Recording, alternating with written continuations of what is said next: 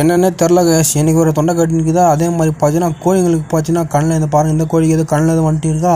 அப்புறம் பார்த்தீங்கன்னா இந்த மலைக்கு அதுவும் வெள்ளை கழிச்சல் என்னன்னு தெரியல, கவனிக்காம விட்டேன் கைஸ். இங்கே பாருங்கள், இந்த கூண்டில் பார்த்தா ஒரு பொந்த கோழி பாய்ஸ் 3.5 மாதம் ஆகுது கைஸ். அதுக்கு அவ்வளோ பெரிய கோழி ஒன்று செத்து கிடக்குது. சரி, ஒன்று தான் செத்து கிடச்சிச்சின்னு நினச்சி பார்த்தா அடுத்த கூண்டில் பார்த்தா அது இன்னொரு கோழி செத்து கிடக்குது கைஸ்.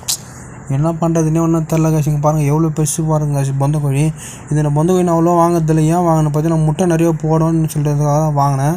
கடைசியில் பார்த்தா 4 வாங்கிட்டு வந்தேன் கைஸ், 8 வாங்கிட்டு வந்தேன். அதில் பார்த்தீங்கன்னா கடைசியில் 2 இன்ச்சு அதில் 1 போயிடுச்சு கைஸ். இப்போ பாருங்கள், இது 1 தான் இப்போ உயிரோட இருக்குது, இது 1 செத்துச்சு கைஸ். கடைசியில் ஒன்றே தான் கைஸ் தேறி இருக்குது.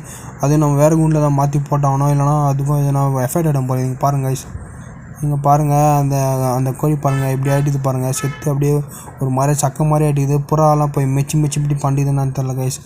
இது ஒரு கோழி தான் செத்துச்சின்னு பார்த்தா அடுத்த கூண்டு வந்து பார்த்தா அங்கே பார்த்தீங்கன்னா அவ்வளோ பெரிய கோழி கைஸ். கருங்கோழி கிராஸில் வந்து பாருங்கள் கைஸ், முட்டை போடுற சைஸ் கைஸ். என்னென்னே தெரில கைஸ். இந்த மழை காலம் வந்தாலும் இப்படி தான் ஆகுது பாருங்கள். தீனி பையில் சுத்தமாக தீனி எடுக்கல. வெள்ளை கழிச்சல் நோய் தான் கன்ஃபார்மாக என் ஃப்ரெண்டு ஒருத்தர் ஃபோன் பண்ணி கேட்டேன்.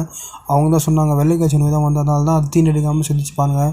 என் கை அளவுக்கு இருக்கும், எப்படியும் வந்து ஒரு 1/2 கிலோக்கு மேலே இருக்கும் கைஸ். கறி இருந்தாலும் 1/2 கிலோ தான் இருக்கும். அதுக்கப்புறம் வேறு கூண்டை பார்த்தா இன்னொரு கோழி கைஸ். மொத்தம் 3 கோழி நீ செத்துச்சு கைஸ். என்ன பண்ணுறதுன்னு தெரில, ரொம்ப டென்ஷன் ஆகுது கைஸ்.